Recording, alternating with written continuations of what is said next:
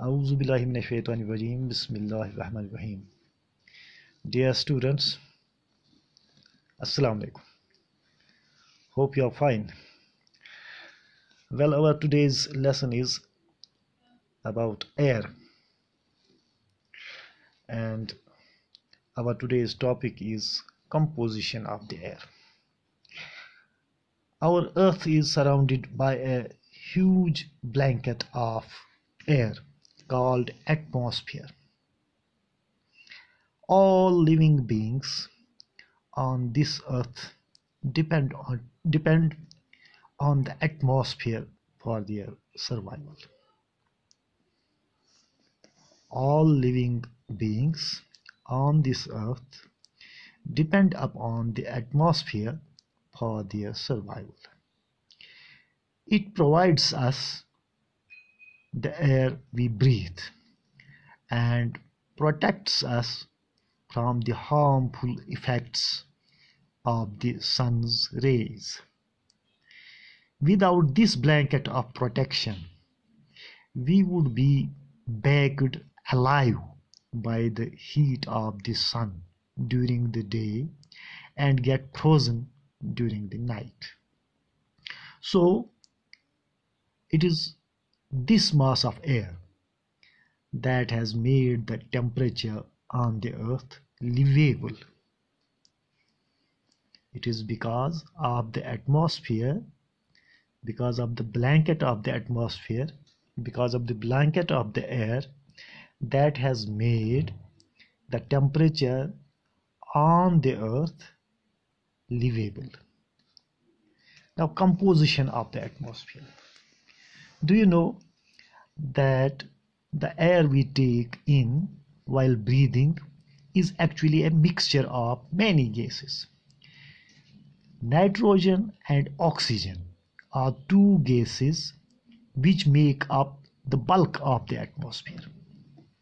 Well, nitrogen and oxygen are two gases which make up the bulk of the atmosphere. Carbon dioxide, helium, ozone, argon, and hydrogen are found in lesser quantities. These are the other gases found in the air: carbon dioxide, helium, ozone, argon, and hydrogen. But they are found in lesser quantities.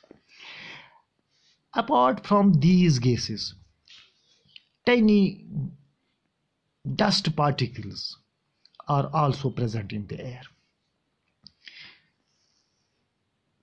On your textbook, there is a sketch, a pie chart that gives you the percentage of different constituents of air. You can refer to your textbook, page number 26, figure number 4.1. Nitrogen percentage in air is 78%. Oxygen is 21%. Carbon dioxide is 0.03%. Argon is 0.93%, and other gases 0.04%. Well, nitrogen is the most plentiful gas in the air. Nitrogen is the most plentiful gas in the air. When we inhale, we take some amount of nitrogen into our lungs and exhale it. When we breathe, when we inhale, we take some amount of nitrogen into our lungs and exhale it. But plants need nitrogen for their survival. Plants need nitrogen for their survival. But they cannot take nitrogen directly from the air. Plants cannot take nitrogen directly from the air. Bacteria that live in the soil and roots of some plants take nitrogen from the air and change its form so that plants can use it. Bacteria that live in the soil and roots of some plants take nitrogen from the air and change its form so that plants can use it. Well, then comes the oxygen. Oxygen is the second most plentiful gas in the air. After nitrogen, oxygen is the second most plentiful gas in the air. Humans and animals take oxygen from the air as they breathe. Green plants produce oxygen during photosynthesis. In this way, oxygen content in the air remains constant. If we cut trees, then this balance gets disturbed. Carbon dioxide. Carbon dioxide is another important gas. Green plants use carbon dioxide to make their food and release oxygen. Green plants use carbon dioxide to make their food and release oxygen. Humans or animals release carbon dioxide. Humans or animals release carbon dioxide. The amount of carbon dioxide released by humans or animals seems to be equal to the amount used by the plants, which make a perfect balance. Is that clear? Humans or animals release carbon dioxide. The amount of carbon dioxide released by humans or animals seems to be equal to the amount used by the plants, which make a perfect balance. However, the balance is upset by burning of fuels such as coal and oil. Burning fuels like coal and oil, these fuels disturb the balance of the atmosphere. They add billions of tons of carbon dioxide into the atmosphere each year. As a result, the increased volume of carbon dioxide is affecting the Earth's weather and climate.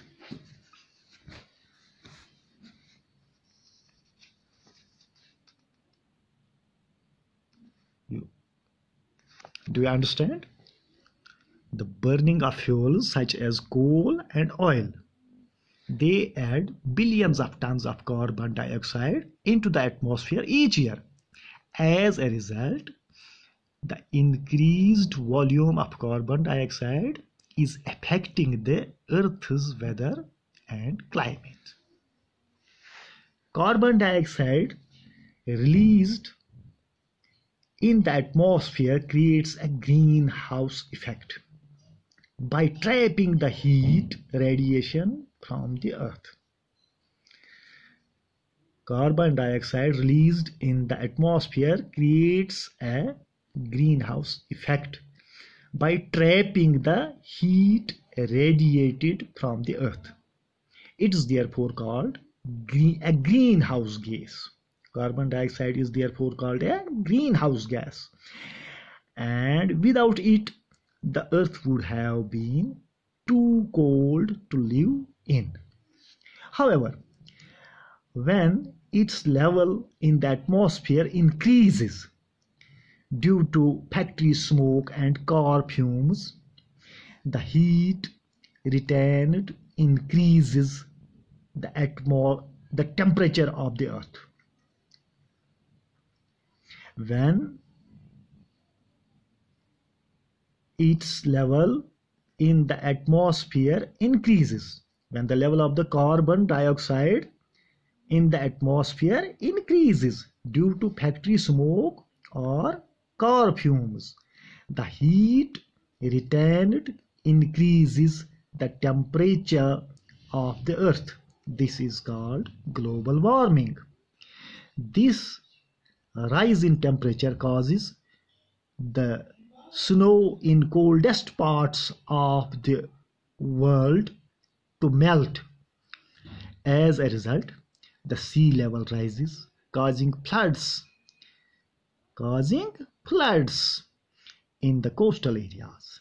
There are many drastic changes in the climate of a place, leading to extinction of some plants and animals in the long run. Now there's a question for you. Do you know how the air circulation takes place? Now let me tell you. When air is heated, it expands, becomes lighter, and goes up. Cold air is denser and heavier. That's why it tends to sink down. When hot air rises, cold air from surrounding areas rushes there to fill in the gap. That's how air circulation takes place. So this is about air and atmosphere around us. There are some questions for you. What is atmosphere? Question number 1, what is atmosphere? And question number 2, which two gases make the bulk of atmosphere? Which two gases make the bulk of atmosphere? And question number 3, which gas creates greenhouse effect in the atmosphere? I hope you will do all these questions and revise the lesson once again so that you understand it better. This is all for today. Assalamu alaikum.